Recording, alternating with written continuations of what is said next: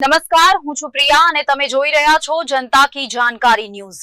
નજર કરીએ આજના સમાચાર ઉપર। રાજકોટ જિલ્લાના લોધિકા ઢોલરા ગ્રામજનોને સરકારી દવાખાને ઢોલરાથી પારડી જવા માટેનો એકમાત્ર રસ્તો હોય, જેની વારંવાર લેખિત તથા મૌખિક રજૂઆત અવારનવાર કરેલ છે, પણ મંજૂર થયેલ હોય તેમ છેલ્લા 4 વર્ષથી મંજૂર થયેલ છે, જે સરકારશ્રી દ્વારા મૌખિક જણાવેલ, જેમાં રાજકીય કાવાદાવા કરી રોડ મંજૂર કરતા નથી, જેમાં કાયમી ઢોલરા ગામના ગરીબ અને મધ્યમ વર્ગના માણસોને સરકારી દવાખાને જવામાં ભારે મુશ્કેલી પડે છે।